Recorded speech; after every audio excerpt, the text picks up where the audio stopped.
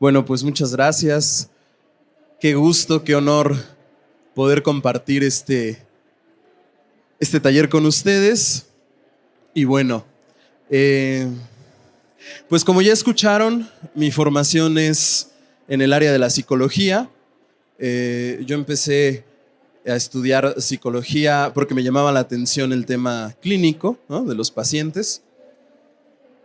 Y en la universidad, en la licenciatura, pues como en muchas otras, ¿no?, empezaron a surgir en mí dudas, esas dudas existenciales, ¿no?, de quién soy, hacia dónde voy. No, no es cierto. Y de qué va la carrera de psicología, ¿no? Y entonces empezamos a estudiar muchos modelos. Seguramente ustedes han visto en las películas, han escuchado. Probablemente dicen las estadísticas, 2 de cada 10 de ustedes va con un psicólogo. Ojalá, ¿no? Y bueno, hay muchos modelos, ¿no? Está el modelo psicoanalista, el modelo humanista y una variedad enorme de modelos que intentan estudiar al ser humano y en consecuencia ayudarle, intervenir, modificar su realidad, su contexto, etc. Y cuando me enfrenté, ¿no?, a ese gran mundo de modelos, surgió en mí una duda, ¿no? Bueno, ¿cuál es el mejor modelo? ¿Cuál es el mejor camino para entender al ser humano y ayudarle, ¿no?, en todos estos aspectos que les comenté? Y entonces, en mi primer clase, escuché esta palabra que ustedes seguramente cuando leyeron el título de la presentación también la descubrieron, que es el tema de la neurociencia, ¿no? Y me pareció increíble, genial, ¿no? Dije, wow, creo que podría ser una muy buena, un muy buen marco teórico para poder entender al ser humano y hacer esta intervención. Y el profesor que nos dio esa materia era un médico que también había hecho mucha investigación, que tenía un laboratorio. Llegó, puso su presentación y se empezó a hablar del cerebro, ¿no? El cerebro tiene tantas partes, está constituido por las neuronas, los neurotransmisores, ¿no?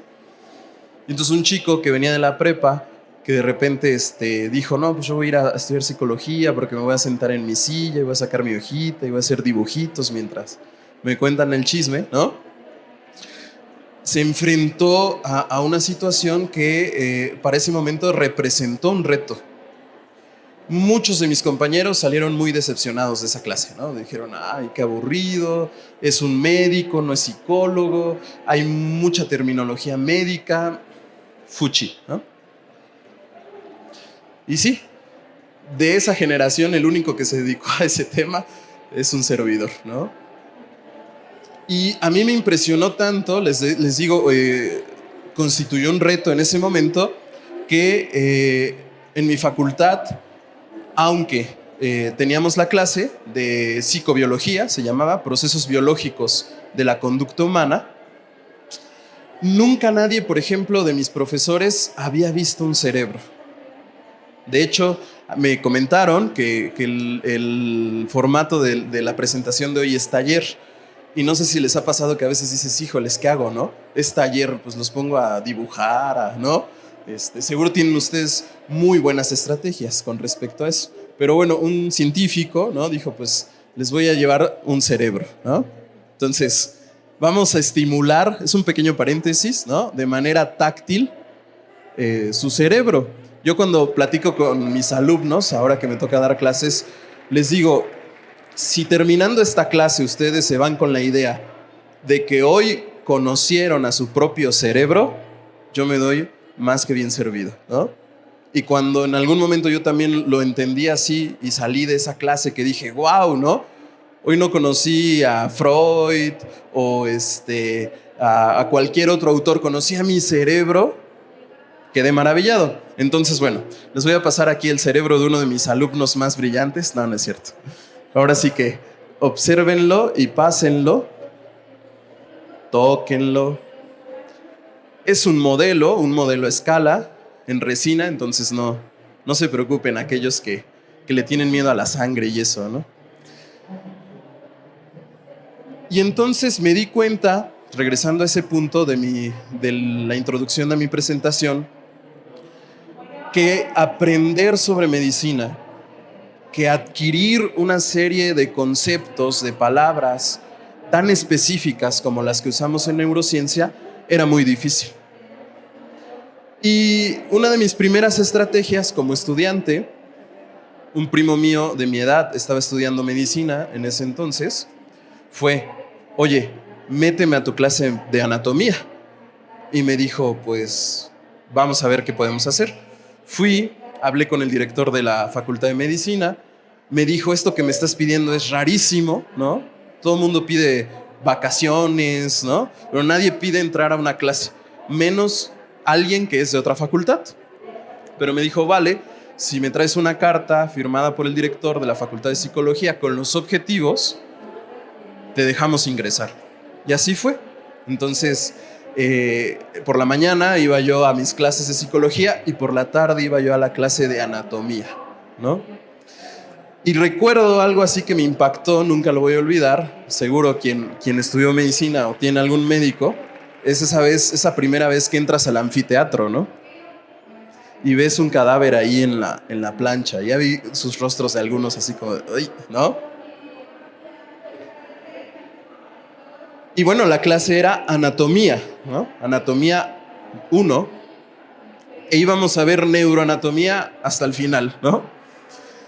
Y la única condición que me puso el profesor de anatomía, porque supo enseguida que yo no era médico, no era estudiante de medicina, fue, si no apruebas los parciales, no vas a poder llegar a la materia o a la parte de neuroanatomía, ¿no? Entonces me puse a estudiar anatomía y llegamos a la sección o al tercer capítulo, el cuarto, no recuerdo, de neuroanatomía, y en el anfiteatro por primera vez vi cómo hacían la extracción de un cerebro, ¿no?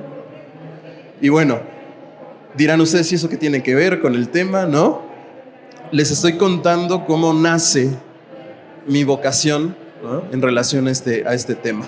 ¿Cómo fue que yo encontré el camino, fui creando, ¿no?, ese camino que muchas veces nuestros estudiantes tienen que realizar para poder tener acceso a, ¿no?, temas que no están en el currículum, ¿no?, que no están contemplados, por ejemplo, en ese caso para los psicólogos, y que todo nacía de ese interés por conocer, ¿no?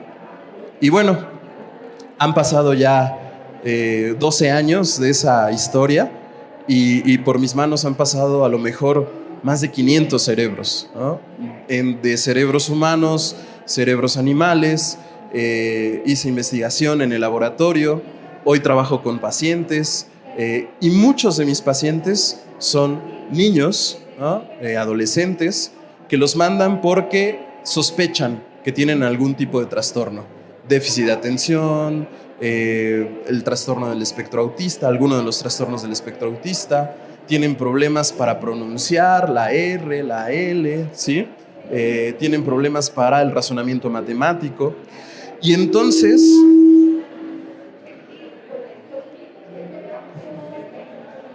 tengo que pasar para acá, ahí está.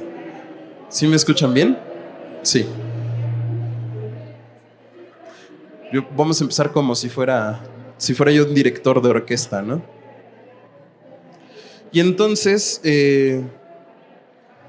cuando me hicieron la invitación a participar con ustedes, dije, por supuesto que es importante que los profesores, que los maestros, que aquellos que leyeron el título Neurociencia y les causó emoción, aprendan sobre esto, ¿no? Y transmitirles no solamente un conocimiento, porque entonces ahora yo los voy a proyectar como cuando yo entré por primera vez a una clase, ¿no?, de neuroanatomía o de neurociencia y dije, ¿what? ¿Ah?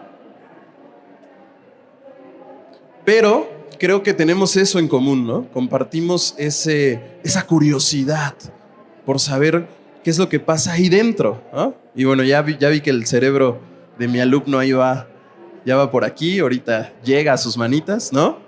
Y de decir, bueno, ¿cómo es posible que en una masa compacta de sustancia gris y sustancia blanca que si ustedes tuvieran la oportunidad en el anfiteatro, en el laboratorio, de tocar, que es tan delicado, es el responsable de contener, según la teoría de la neurociencia, todo lo que soy. Mi memoria, mis pensamientos, mi capacidad de percibir, ¿no? De conocer, de moverme, de hablar, de soñar, de amar, de odiar, ¿no? Todo está ahí, contenido en ese pequeño órgano que llamamos cerebro, ¿no? Y entonces yo siempre he dicho que cuando tengo la oportunidad de hablar sobre cualquier tema que tenga que ver con la neurociencia, por cordialidad debo presentarles el cerebro, ¿no? ¿No es cierto? Entonces, bueno, este era un pequeño video que igual, si gustan, al final de la presentación viene mi correo electrónico, mi número de teléfono, cualquier material de la presentación o extra que necesiten, con gusto pueden ahí escribirme. Les voy a compartir el link de este video, que digo, es mejor que avancemos y al final ojalá haya muchas preguntas a que ocupemos 5 minutos para ver un video, ¿no? Que lo podemos ver. Pero bueno, ¿de qué nos habla ese video? De cómo se conforman o cómo se constituyen las neuronas en el cerebro. La unidad básica del funcionamiento cerebral es la neurona, ¿no? La neurona es una célula individual, especializada, que se comunica con otras células en distintas zonas del cerebro a través de un impulso nervioso y que da como resultado eso que les decía, la conducta, el movimiento, el pensamiento, resumiendo, ¿no? Y entonces, fíjense, les estoy presentando, no vamos a hablar sobre la presentación, les estoy enseñando cómo yo les enseño a mis alumnos a aprender neurociencia. Cuando estaba yo en esa clase de anatomía 1 y me tocó el capítulo de neuroanatomía, abrí un libro enorme, pesado, de esos que huelen a medicina, ¿no? Literal, ¿no? Y decía, estructuras macroscópicas del encéfalo, ¿no? Y dije, Dios mío, ¿qué es esto? ¿No? Y entonces me di cuenta que los médicos aprendían de una forma tan aburrida, ¿no? Tan aburrida, que muchos tenían problemas para poder aprobar el examen de anatomía o de neuroanatomía. Y entonces estos años que a mí me tocó en un primer momento aprender y después enseñar sobre este tema, dije, bueno, en mi pueblo dicen, no, pues empecemos por el principio, ¿no? Y entonces les digo a mis alumnos, cuando papá y mamá, ¿no? Se amaban y decidieron jugar a la familia y se fueron, no es cierto. Y en la fecundación, en el desarrollo embrionario, sucede algo, ¿no? Que va a dar como resultado ese cerebro. Pero ese cerebro que nosotros tenemos en este momento y que es una, permítanme usar esa palabra, máquina, ¿no? Súper sofisticada, que está procesando un montón de estímulos a la vez, ¿no? Y que tiene que tomar muchas decisiones a la vez en milésimas de segundo, no siempre fue ese cerebro tan sofisticado como el que tenemos ahora, ¿no? En algún momento ese cerebro tenía una composición básica. Y fíjense, aquí ya, me parece, empezamos a descubrir, o yo empiezo a describirles a ustedes conceptos muy importantes, ¿no? El cerebro, o cada uno de los cerebros de ustedes, no es un cerebro que ya de fábrica vino con la habilidad de ser profesor, o con la habilidad de ser músico, o con la habilidad de aprenderse un libro de neuroanatomía, o con la habilidad de manejar un avión. ¿Verdad que no? Es más, nuestro cerebro no tenía, de hecho, un idioma. Pero gracias al contexto, ahí anoten esa palabra importantísima, ¿no? Gracias al contexto en donde nuestro cerebro se desarrolló, adquirió un idioma, ¿verdad? Y adquirió capacidades que ya venían de fábrica, como poder caminar, como poder mantener el equilibrio, como poder tomar un objeto. Pero sin duda fue el contexto lo que le permitió más tarde a ese cerebro poder aprobar el preescolar, la primaria, la secundaria y todas las demás etapas. Ese cerebro tiene una constitución biológica. Para que ese cerebro pueda en algún momento alcanzar su máxima capacidad, necesita también de condiciones biológicas idóneas para ello. Por eso yo creo que es muy importante platicar en esta conferencia o en este taller sobre esos aspectos. ¿Cuáles son? A ver, ¿será importante dormir bien? ¿Comer bien? ¿Tener un hogar? ¿Ropa? ¿Una familia? Entonces, estamos hablando de lo que en psicología llamamos necesidades fisiológicas básicas, ¿sí? El organismo, para poder subsistir, necesita comer. ¿Y será importante, por lo tanto, la alimentación de nuestros estudiantes? Muchísimo. No es que la estrategia de aprendizaje no esté funcionando, no, puede ser. Pero ¿sabes si ese niño o ese muchacho ya desayunó? ¿Qué desayunó? Claro, ¿no? Su cerebro dice, yo no quiero saber de historia, ¿no? Mucho menos de álgebra, dame de comer. ¿Por qué? Porque tenemos más de 18,000 millones de neuronas solamente, fíjense, solamente en la corteza prefrontal que nos permite analizar, razonar, memorizar, etc. El gasto energético de esas neuronas es altísimo, ¿sí? Y por lo tanto, ¿la alimentación será importante? Por supuesto que sí. Preocuparnos porque el profesor, para empezar, ¿no? y el estudiante tengan una buena alimentación es un primer punto. Que duerma bien. Por supuesto, decimos mínimamente 8 horas, ¿no? Pero, por ejemplo, hay muchos estudios de cómo hoy las computadoras, los teléfonos, sin satanizar, ¿no? O sea, sin castigarlo, ¿no? Yo creo que, como todo en la vida, hay muchas herramientas que hemos ido creando que nos ayudan, ¿no? Y muchas veces cuando escucho este tema de alguien que dice, no, es que el celular es malísimo, ¿no? Y deben, no, ayuda, ¿no? Pero creo que como todo debiera tener un orden, ¿no? Una disciplina. Entonces, esa luz blanca que desprenden nuestros celulares, aunque nosotros durmamos 8 horas, no nos damos cuenta que está alterando nuestro ciclo circadiano. La producción de una hormona que todos tenemos, que es la melatonina. Y que si yo acabo de observar el teléfono hace 5 minutos, ¿no? Que es una luz muy potente, ese ciclo biológico interno se descompuso y se va descomponiendo. Dormir bien. ¿Será importante el ejercicio?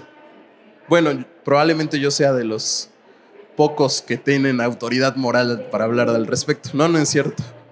Fíjense, yo practico, aunque no se vea, equitación, esgrima y natación. No soy el más experto, pero sé cuáles son los efectos positivos, ¿no?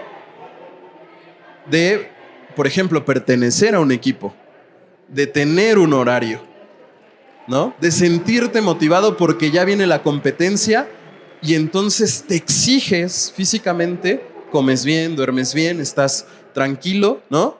Y tu cerebro tiene un funcionamiento o unos niveles de hormonas, de oxitocina, de dopamina, de serotonina idóneos para que tú puedas aprender, para que tú puedas reaccionar al ambiente, ¿sí? A ver, levanten la mano. ¿Quién de ustedes monta o sabe montar? Poquitos, ¿no? ¿Por qué se ríen las compañías? Ah, caballo. ¿Ya ven? Hay que tomar rápido. Y entonces, aunque en el rancho con mis abuelos, ¿no? Montar parece algo sencillo, realmente es complicado, ¿no? Tienes que ir controlando con las piernas, sobre todo, a otro animal, ¿no?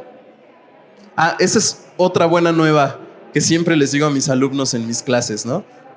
Si ustedes hoy se van con la gran noticia de que también somos animales, ¿no? ya, también me doy por bien servido. Y me ven y me dicen, animal tú, ¿no? Somos animales, ¿no? Somos unos animales altamente sofisticados, con un cerebro, decimos, ¿no? Muy egocéntricamente, con el mejor cerebro de todos los animales, ¿no? Pero fíjense qué curioso, el caballo sabe cuando el jinete sabe o no sabe montar. Porque si se sube un jinete inexperto, el caballito ahí va, ¿no? Hasta se te para, come, ¿no? Pero cuando se sube un jinete ya experimentado, pero el caballo parece un Ferrari, ¿no? Y tantito mueves la pierna para acá y el caballo se va para allá, ¿no? Y tantito cambias el punto de balance y el caballo se detiene y reacciona. ¿Y cómo lo hace? Yo me acuerdo de esa pregunta, ¿no? O de esa situación. Mi mamá decía, ay, mira el perrito, qué bonito, ¿no? Parece que sabe, parece que entiende. Llego y me mueve la cola, ¿no? Y nada más le falta hablar. Pues sí, a los demás animales nada más les falta hablar, ¿no? Pero parece que entienden, por supuesto. Entienden, sienten, aprenden. ¿Y por qué? Porque tienen un cerebro maravilloso. Entonces, a ver, fíjense, esta es una imagen de cómo en el desarrollo embrionario todo este conjunto de células van a crecer para alcanzar la forma de un cerebro adulto, ¿sí? Que está en el margen inferior derecho. Vamos a tener unas vesículas primarias que se van a subdividir en unas vesículas secundarias. Esta división empieza a partir de la semana número 5 de gestación. Y al final de 9 meses vamos a tener esta clasificación sofisticada. Vamos a tener un mielencéfalo, metencéfalo, mesencéfalo, diencéfalo y telencéfalo. Ya empezamos con las palabras difíciles, ¿no? ¿Qué? Pregunta. ¿Será importante que aparte de que ya sabemos si nuestro estudiante come bien, duerme bien, hace ejercicio, será importante saber, por ejemplo, si el embarazo fue deseado, fue planeado, si la mamá consumió drogas, alcohol, o si consumió ácido fólico, si estuvo sometida a situaciones de estrés, porque tenía problemas económicos, porque tuvo problemas de pareja con el papá, porque no tenían dónde vivir, porque eran padres primerizos, ¿no? ¿Tendrá que ver? Sí. Y tal y como se los voy explicando, es como nosotros en el consultorio hacemos esto que es tan importante, que es la historia clínica. Hoy tenemos muchas herramientas para conocer el cerebro, literal, ¿no? Yo soy de los rudos, a mí me gusta sacar el cerebro, pero para poder hacer eso, el sujeto debió haber muerto antes, ¿no? Entonces, pero hay electroencefalogramas, tomografías, test, ¿no? Y entonces esta historia clínica nos permite, fíjense, decían mis maestros, una buena historia clínica te permite saber más que estar viendo en vivo un electroencefalograma. ¿Por qué será? Y yo decía, no es cierto, ¿no? No. La tomografía computarizada por contraste es la que, ¿no? La buena. Y decía el maestro, no, la historia clínica. Y en todos estos años de ir trabajando con varios pacientes, es cierto, la historia clínica. Conocer todos estos aspectos, ¿sí? Cómo el cerebro se fue desarrollando desde el desarrollo embrionario. Y vámonos a otro momento importante, el nacimiento. Porque puede ser que nuestra fábrica era la mejor, ¿no? Mercedes-Benz, ¿sí? Red Bull, no es cierto. Pero sucedió algo en el nacimiento que afectó el desarrollo de nuestro cerebro. ¿Han oído hablar de la hipoxia? ¿De la anoxia? del sufrimiento fetal. Bueno, ¿qué es todo eso? Dice ahí la compañera, ¿no? Suena muy feo. Bueno, son situaciones, ¿no? Son cuadros que se pueden presentar cuando nacemos. Es decir, nuestro cerebro puede venir muy bien de fábrica, repito, pero justo en el nacimiento nos faltó oxígeno. Casi todos los problemas están relacionados con esa situación, ¿no? Con una falta de oxígeno. Y eso propició o propicia un fenómeno biológico que se conoce como, se me está yendo ahorita la palabra, muerte celular, apoptosis. Es decir, un grupo de neuronas que en determinado momento iban a realizar una actividad, murieron. Y dependiendo de la zona, dependiendo de la expansión de ese daño, van a ser las consecuencias conductuales que ese niño o que ese adolescente va a tener. Y seguramente ustedes han escuchado estas familias que tienen varios niños, ¿no? Y es súper común esta comparación. Es que el niño de 2 años ya habla, ya corre, ya pregunta, ¿no? Vaya, yo creo que cuando entra al kinder va un nuevo Albert Einstein, ¿no? Pero el otro niño le cuesta mucho trabajo subir un escalón, le hablamos y no responde, ¿no? Tiene gustos muy selectivos, parece ser que no escucha, ya lo llevamos con un fonoaudiólogo, no dice ninguna palabra, ¿no? ¿Sí les ha pasado escuchar esto? ¿O estoy en otro mundo completamente diferente? ¿Ah? Dirían por ahí, es el pan de cada día, ¿no? Es un chico, un adolescente que es súper desobligado, le cuesta mucho trabajo poner atención, no tiene cuidado con su imagen, es muy impulsivo. Si tú le ofreces alguna sustancia, seguro te dice que sí, pero es bien listo, ¿no? Es bien inteligente. Y se crea un plan supermaestro para salirse con la suya, ¿no? Pero no se sabe la tabla del 7, del 8 y del 9, ¿no? Entonces, ¿qué pasa? ¿Qué pasa en ese cerebro? ¿Qué está sucediendo ahí? Pues todos estos elementos que hemos ido hablando son importantes. Pero para continuar, vamos a saltar a otro aspecto. Vamos a hablar del contexto. Porque yo puedo tener el mejor cerebro de fábrica, pude haber nacido en las mejores condiciones, crecí en las mejores condiciones, pero el contexto que en ese momento, ¿no?, está interactuando conmigo genera cambios a nivel cerebral que no me permiten adaptarme al medio inmediato.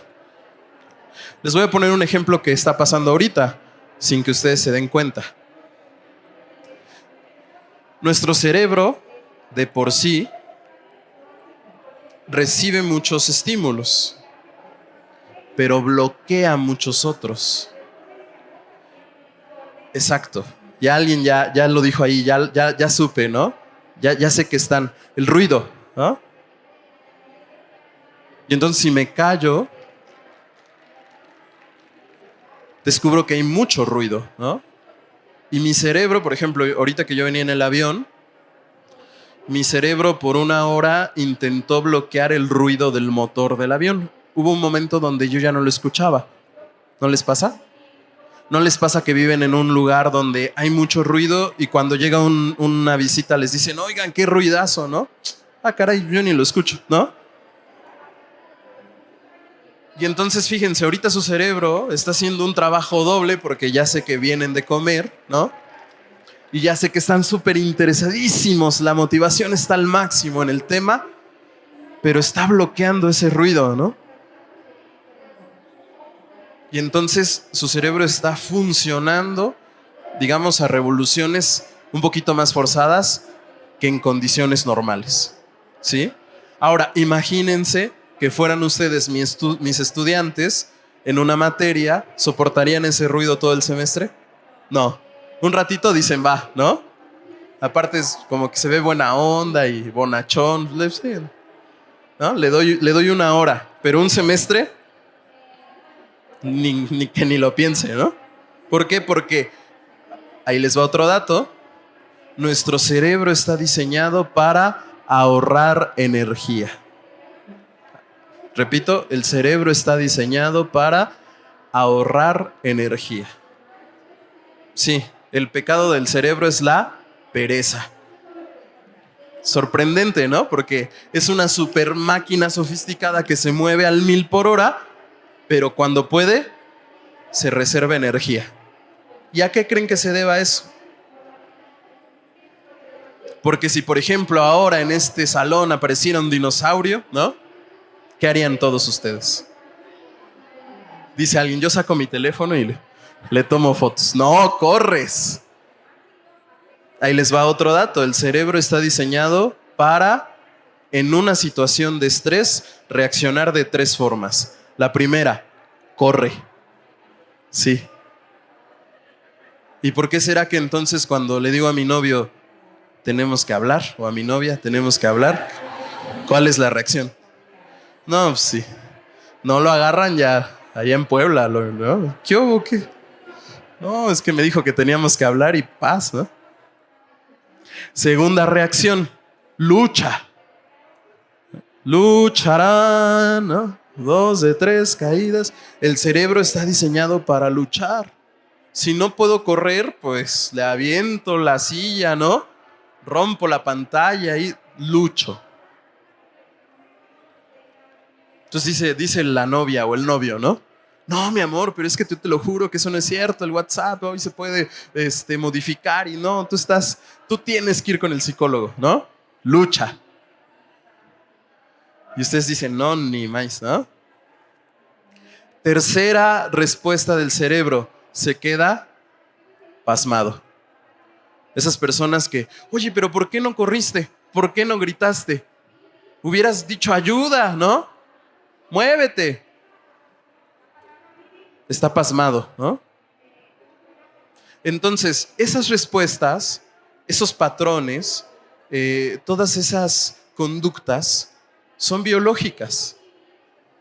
Desde el pez que va en el mar hasta el animal más sofisticado que está dando hoy una charla con ustedes, ¿no? Tiene esos patrones. Y nunca ninguno de ustedes fue a una plática, ¿verdad? Que les dijo, a ver, ¿cómo ser humano, no? ¿Cómo ser un ser humano? Si estás en peligro, o corres, o luchas, o te quedas pasmado. No, eso es algo que ya tenemos en nuestras neuronas, ya está codificado. Pero, aguas, no somos meramente biología. No es una masa de sustancia gris y blanca que necesita glucosa, que necesita oxígeno para funcionar. Es una máquina que interactúa con otras máquinas, que tiene una realidad histórica, social, económica, política. ¿Ah? ¿Quién da más? ¿Quién da más? Bueno, nos quedamos con esas. Y que debe responder, ¿no? No solamente a que aparezca aquí un león, como en algún momento pasó, o que más tarde tengamos que ir a pescar para poder cenar.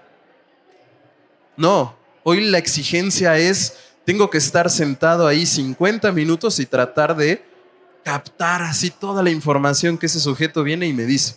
Eso es lo más ideal, ¿no? Porque ya alguien dice, ay, pues, ¿cómo que? No, está cómoda la silla.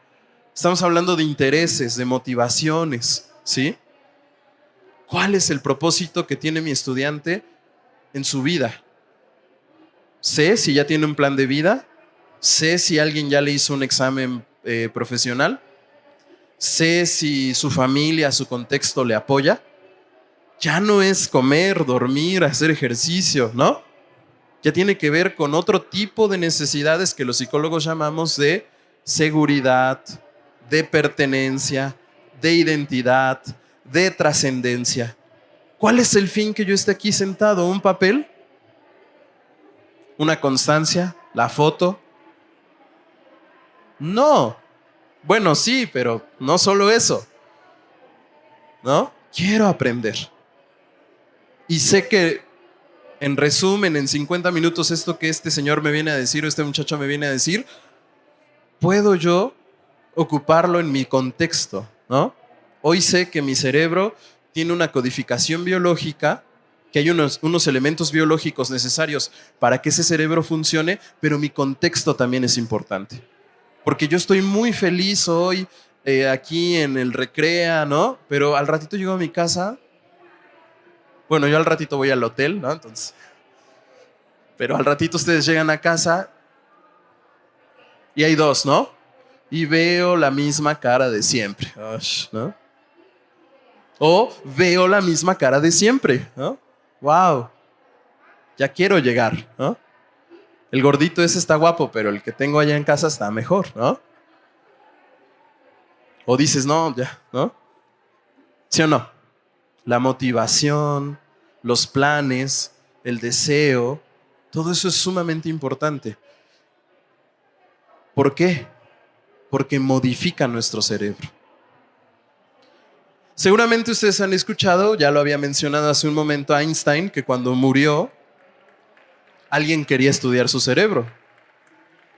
Y es más, el cerebro de Einstein estuvo robado varios años. No sé si lo sabían. ¿Sí? Entonces el cerebro de Einstein se lo robaron y de repente apareció por ahí, ¿no?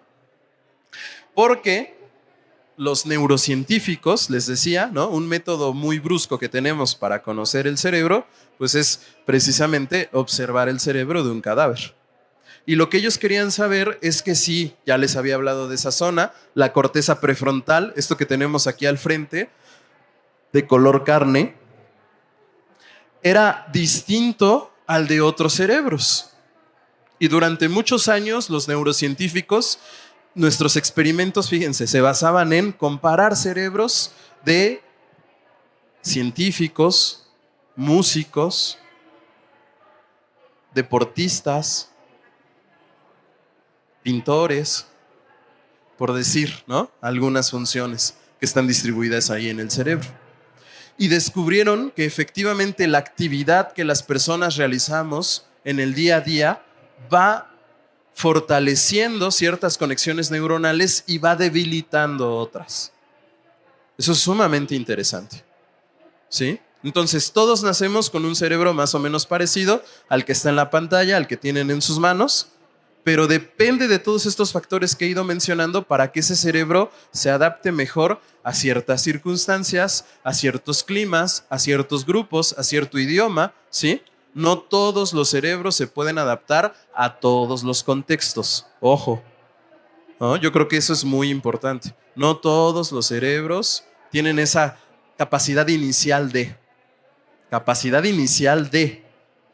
Pero hoy les voy a hablar de un término que es muy nuevo en neurociencia, que es la neuroplasticidad o la plasticidad cerebral. Y es justamente esto, esta capacidad que tienen las neuronas de modificarse a sí mismas para poder adaptarse en determinados contextos. Yo estoy muy acostumbrado a este contexto, ¿no?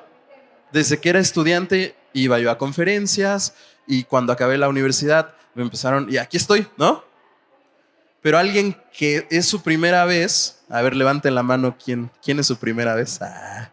Mira, tenemos una. No, dice, te engañé.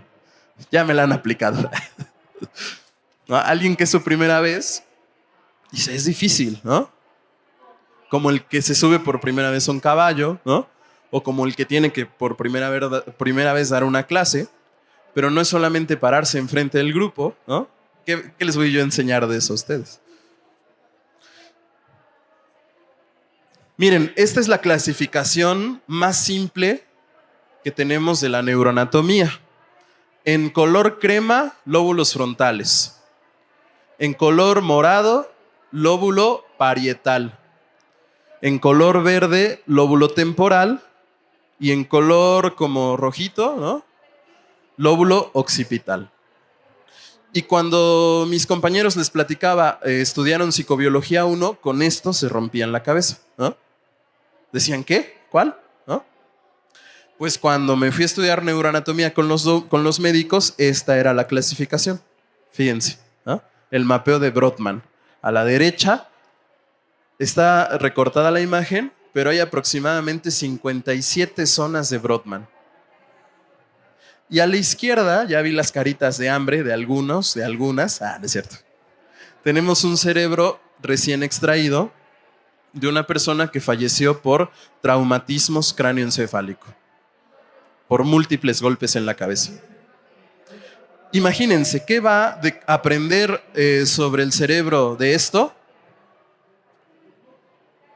A, el mapeo de Brodmann. A, ver un cerebro en vivo, ¿no? Y saber dónde está cada parte y qué parte está relacionada con qué función. Sí es difícil, ¿no? Digo, aprender neuroanatomía, ser un neurocirujano, requiere de mucho contexto, ¿no? De mucho estudio. Pero cuando hablamos de neurociencia, no se vale decir todos estos datos bonitos que les acabo de decir, ¿no? Que no sé qué, que no sé cuánto, que sí. Y no saber la configuración básica de cómo es que funciona el cerebro.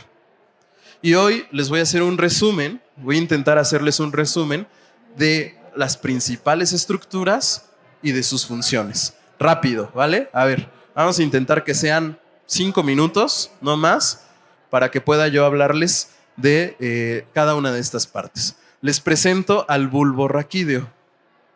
El bulbo raquídeo, como una computadora, es el enchufe. Si una computadora que no tiene batería no está conectada a la luz, ¿sirve? No. Igual nosotros. Necesitamos una zona en el cerebro, tenemos una zona que se conoce como bulbo raquídeo, que principalmente tiene neuronas de sustancia blanca, o sea, conexiones neuronales, ahorita van a ver a qué me refiero con eso, que permiten el paso de la energía del cuerpo a esta gran máquina. Fíjense, ahí les va un dato de criminología y de psicología, ¿no? Cuando hay un suicida, el suicida es el paciente que más nos pone a temblar, algunos psicólogos clínicos, ¿no? Decimos, bueno, alguien que tiene problemas de pareja, dile esto, ¿no? Alguien que tiene depresión, dale una pastilla, ¿no? Pero alguien que se quiso matar, y entonces dicen los criminólogos y decimos los psicólogos que hay distintos métodos de suicidio, ¿no? Me tomo unas pastillas, me aviento a la carretera. A ver, seguro ustedes conocen más. A ver, ¿cuáles han pensado? Me corto las venas, sí. Me aviento del puente. Bueno, la forma más eficiente de morir es dañar el bulbo raquídeo. Así es. Cuando las personas que deciden suicidarse con una pistola, ¿no? Se la meten a la boca y disparan, la primera zona que se ve afectada es esta. La muerte es, ¡pum!, inmediata. Y alguien una vez me escuchó decir eso y dijo, ¿y para qué das ese dato, no? Digo, pues es que, no, pues ya. Nunca se sabe, nunca se sabe. Sí, si se va a matar, que se mate bien, dice aquí mi compañero, ¿no? Entonces, un golpe, una lesión en la base del bulbo raquídeo es muerte automática. Si alguna vez ustedes escuchan, Dios no lo quiera, un diagnóstico de una persona que tiene un tumor en esta zona, tiene muy pocas probabilidades de poder sobrevivir, ¿sí? En esta zona también se controlan las funciones que llamamos vitales no conscientes, que son respirar, el metabolismo, la presión sanguínea, ¿sí? Todo eso que nos permite vivir, pero que yo no puedo decir, ¿verdad? Respira más profundo, lanza más potencia, menos presión, ¿no? Eso el cerebro solito lo hace. Por eso es que esa zona es tan delicada. Pero ahí les va un dato, fíjense. Casi el 40% de los niños que llegan al consultorio con un probable diagnóstico de déficit de atención, en realidad no tienen un déficit de atención, tienen problemas funcionales a nivel del bulbo raquídeo. Son esos niños o son esas personas, esos jóvenes, esos adultos que después de 10 minutos de actividad intelectual pesada, el tono baja, ¿sí? Y entonces muchos de estos niños son mal diagnosticados, ¿no? Porque el problema no es a nivel de la corteza cerebral, no es que no puedan tener atención, es que ni siquiera controlan la potencia de energía que necesita el cerebro para poder funcionar. ¿Cómo se cura esto?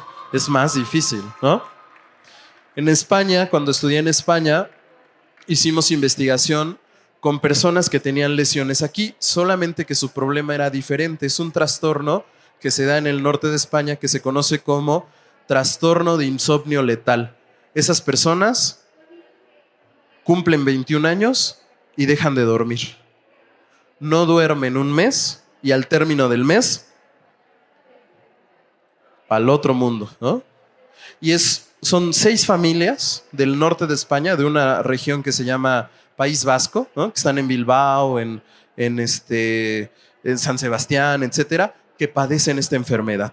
Las células de esa zona se mueren y entonces no les permite dormir. Por eso se llama trastorno de insomnio letal. Aguas, ¿eh? Ah, cierto. Segundo, protuberancia o puente. Esta parte ayuda a la primera. Fíjense qué sofisticada es esta máquina. Que si de repente hay una zona que no está funcionando del todo bien, puede haber una otra zona que le ayude a cumplir esa función y que la perfecciona. Y de ahí vienen los estudios de la neuroplasticidad cerebral, ¿sí? Cuando las personas tenían una lesión en la zona 44 y 45 de Brodmann, que es el área de Broca, que predominantemente todas las personas tenemos esa área del lado izquierdo, que es la que nos permite la articulación del lenguaje. Cuando el doctor Broca empezó a estudiar a estos pacientes, se dio cuenta que algunos, después de un tiempo, sin medicamento, sin tratamiento, recuperaban el habla. Y entonces ha sido un trabajo desde finales de 1800 del siglo XIX hasta la fecha, ¿no?, de investigación, de saber cómo es que eso es posible. Y es gracias a ese fenómeno que conocemos como neuroplasticidad cerebral. Las células afectadas del lado izquierdo empiezan a ser suplantadas, ¿sí? Empiezan a ser ayudadas por las células iguales del lado derecho. Obviamente, si esa persona va a terapia, recibe un tratamiento neuropsicológico del habla, es estimulado, esa recuperación va a ser más rápida y va a ser más eficiente. Pero es más, personas se ha visto con lesión cerebral por un evento vascular cerebral, por un golpe, etcétera, tienen una recuperación natural sin la necesidad de un tratamiento gracias a la neuroplasticidad cerebral. Otro dato, la neuroplasticidad cerebral está presente en el cerebro desde antes de nacer, les hablaba, ¿no?, del desarrollo embrionario, hasta el momento de morir. Eso de que un adulto mayor no puede aprender un segundo idioma, no puede aprender una nueva disciplina deportiva, que si lo cambias de trabajo ya no va a dar el mismo rendimiento, es falso. Es falso porque nuestro cerebro es plástico. Toda la vida está cambiando, ¿no? Se está modificando a sí mismo. Y tenemos esa capacidad desde antes de nacer hasta morir de poder adaptarnos a las circunstancias o al medio. El cerebelo. No sé si alguna vez escucharon esa comedia, ¿no?, que decía, ay, me suda el cerebelo, ¿no?, decía un niño. Bueno, el cerebelo permite que nosotros tengamos equilibrio, que nosotros hagamos actividades físicas o manuales, mejor dicho, muy específicas. Por ejemplo, el cerebelo de un violinista o de un músico, de un pianista, ¿no?, es un poquito más sofisticado de los que no, porque permite la alta especialidad de los movimientos finos. ¿Sí? ¿Vamos bien hasta ahí? Vale. El mesencéfalo. El mesencéfalo es una porción de cerebro que une a todo el tallo, a la base, a todas estas funciones básicas que les he dicho, con funciones un poquito más complejas. Por ejemplo, lesiones a nivel del mesencéfalo producen una enfermedad que se conoce como mal de Parkinson. Esas personas que tienen mucha rigidez, que involuntariamente mueven sus extremidades, ¿no? Bueno, tienen lesiones a nivel de esta zona.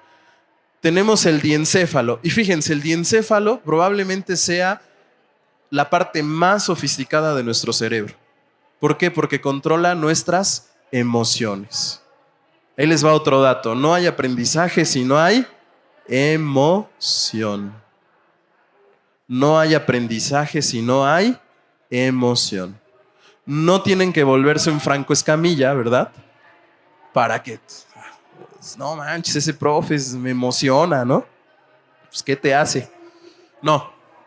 La emoción es un elemento sumamente importante que vamos a imagínenselo así, a irradiar desde el centro del cerebro hasta todas las zonas de la corteza cerebral impulsos. Por eso decimos, sin emoción no hay aprendizaje, ¿sí? Necesitamos de la emoción. Muchos psicólogos, muchos neurocientíficos han menospreciado el tema de la emoción, ¿no? Dicen, es algo más animal, seguro no sé si han escuchado del cerebro reptiliano, ¿no? De ese cerebro que como que reacciona nada más. Les recomiendo mucho un libro que se llama El error de Descartes, de Antonio Damasio, si quieren conocer un poquito más de esto. La importancia que tienen las emociones en todos los procesos cerebrales, en particular a ustedes les interesaría el tema de cómo aprendemos, ¿no? A ver, vayan a echarse un clavado al recuerdo más bonito de su infancia. Y alguien dirá, ay, pues una Navidad, ¿no? Mis 3 años, ¿no? Probablemente los que den esas respuestas no están siendo del todo sinceros. A veces los recuerdos que tenemos más remotos son cuando me caí de la escalera, cuando a mi hermana le dieron un juguete que yo quería, ¿no? Cuando la abuela, que tenía un olor así como muy particular, se acercaba y me daba un beso, ¿no? Ya, alguien ya se ríe ya. ¿Y eso qué tiene que ver? Bueno, esa emoción que para ese momento era tan importante, imprimió literal una huella en mis neuronas que hace que en este momento, después de 20, 40, 50 años, ¿no? De pedirles que vayan y busquen, está ahí, ¿sí? Es gracias a la emoción. ¿Cuántos de ustedes no recuerdan a esa maestra, a ese maestro que les hacía la vida imposible, ¿no? ¡Uy! Y lo ven en el súper y ahí va, ¿no? O del buen maestro. Yo me acuerdo de mis buenos maestros de la universidad, ¿no? Yo tenía un amor platónico, ¿no? Con ellas y con ellos. Así era así como de, profe, váyase a mi casa, ¿no? Enséñeme más. Y bueno, la corteza cerebral, bueno, el cuerpo calloso que permite la comunicación de todos estos procesos emocionales con, ahora sí, las distintas capas de la corteza cerebral. Y fíjense, cada una, ¿no? Tiene funciones asociadas. El área occipital a las funciones visuales, el área parietal a las funciones sensitivas, el área temporal a la audición, tenemos un área del gusto, tenemos un área del olfato, y los grandes protagonistas, las grandes estrellas de la neurociencia, ¿no? Les digo hoy, otros colegas no hablan más que de los lóbulos frontales, ¿no? Que sí son muy importantes, los hemos estudiado mucho, pero para ir cerrando, porque creo que ya estamos, no, quedan 5 minutos, pero sí voy a cerrar por si hay dudas o preguntas. ¿Qué pasó? Ya. Conclusión de ese punto, ¿no? El cerebro es un todo. Funciona como un todo, y aunque nosotros lo dividimos para poder estudiarlo y para poder conocerlo, en realidad lo que les decía, ¿no? A ver, ¿cuántos de ustedes ya ese ruido que escuchábamos al principio ya lo nota un poquito más bajo? Sí, ¿no? Y probablemente sigue siendo igual, ¿no? Pero ya la atención de que ya nos vamos, córtale, mi chavo, ya dices, ¡ay! ¿No? La atención, ¡pum!, se proyecta. Eso, chele un tiro ahí. Bueno, el día de mañana me parece que también me voy a presentar. No me parece, me voy a presentar. Y entonces, ¿podríamos platicar con el maestro? Sí, puede que sea la continuación, podría ser, de este punto. Yo ya me estoy adelantando, yo ya estoy ofreciendo algo que probablemente no les pueda dar. la segunda parte, ¿no? Podría ser. O el otro tema que les tenía preparado, que es la segunda parte. Entonces, ¿por qué? Porque fíjense, o sea, no hablamos de todo esto que es un poquito más como teórico, la necesidad de una teoría dinámica, cómo es que en neuropsicología, que es una rama de la psicología, entendemos hoy el funcionamiento del cerebro, pero todavía es la primera parte, ¿no? No hablé mucho, porque sí les estuve dando datos, de qué es eso de la neuroplasticidad cerebral, cuáles son los mecanismos o los procesos psicobiológicos que permiten a una neurona que tiene una lesión repararse, ¿sí? Y ayudar o contribuir a esa función perdida. Eso desde la ciencia. Y bueno, al final, así como bonus, ¿no? Les traía una investigación que estamos realizando en conjunto con la Universidad Complutense de Madrid. Escucharon que yo estudié allá. En el verano estuve allá 3 meses. Tenemos un trabajo, estamos desarrollando una investigación que nos permite conocer de una manera no invasiva el funcionamiento cerebral de una persona que analizamos a través de ciertos estudios y un software en el consultorio, ¿sí? Es una herramienta que le puse el nombre, es mi trabajo, ¿no? De mapeo cerebral. Los mapeos cerebrales ya existían, pero este mapeo cerebral nos permite a nosotros tener una hojita, ¿no? Donde yo te puedo decir, este niño tiene fallas a nivel del lóbulo frontal, podría mejorar a nivel del lóbulo temporal, hace falta más estimulación en el lóbulo parietal y esto va a dar como resultado una mejora en ¿vale? Entonces, bueno, ya nos enteraremos cuál es el desenlace y pues fue un gusto. Muchas gracias.